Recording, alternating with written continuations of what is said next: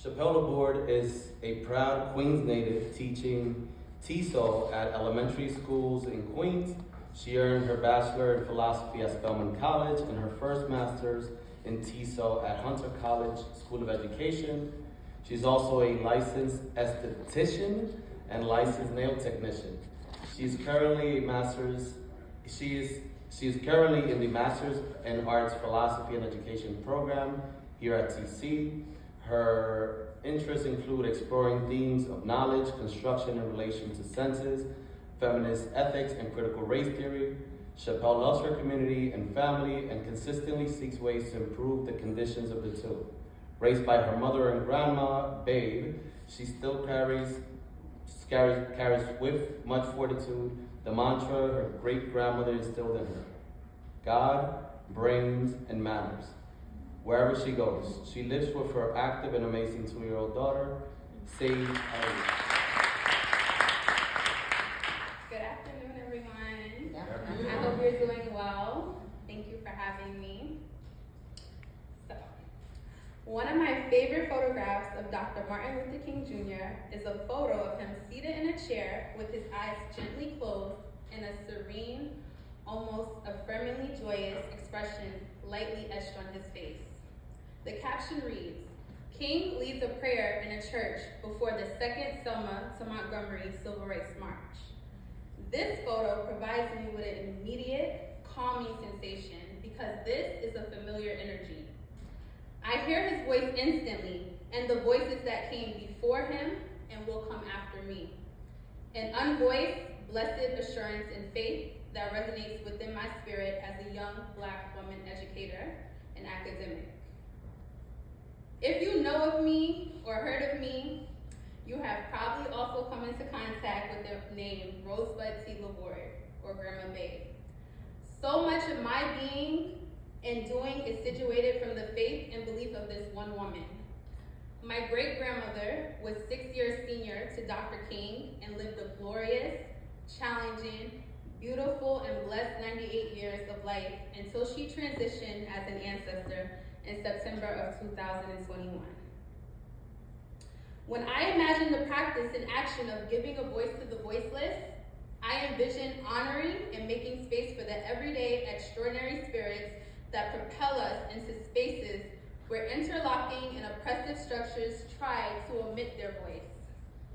Their refusal to be silenced lives in the actions of those of us here today sharing community in this privileged space. Their voices created pathways to liberation aligned with the wildest dreams of our indigenous ancestors. Because voice to me is a high-powered, penetrating force, as well as a comforting bassinet. And with the Most High's discernment, we utilize what is most needed in the appropriate of times. This refusal to be silent is why I'm here today, reminding us of the commitment to move to a land of freedom for all as Dr. King ambitiously commanded us in his historical "Our God is Marching On" speech delivered on March 25th, 1965. Dr. King urges us to create optimal educational spaces for all children. I maintain and extend that in 2023, they should aim to be holistic and authentic too. In elevating the socially healing classrooms and sites for learning, let us remember the voices of those who were wise and alternatively educated that projected our present glory. As Dr. King elevated Sister Pollard in his speech in her profound words, "My feet is tired, but my soul is rested." Let us gather the sagacity, philosophy, gospel, and good old common sense of our foremothers and forefathers. Let us reintroduce the institutions to the genius of our grandfathers' vocations and hands and the ways of knowing how. Let us give voice to the life-saving, life-affirming, life-sustaining quality of our grandmother's wit and wisdom. In order to affect change and truly be our highest self, we must go back and gather. We must come into places fully ourselves. We must honor and elevate every stimulating event that led to our success. We must do the work. This is within justice. This is what I'm passionate about and why I speak up with so many voices.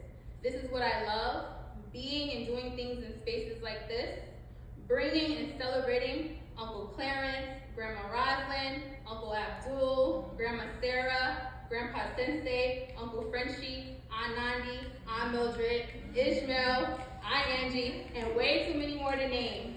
So, if you get to know me, you will come into contact with the name Rosebud T. LaBorde, or Grandma Babe, and feel the immensity of her voice.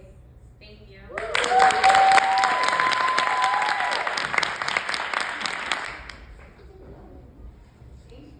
You're welcome. This is our community. These are our students.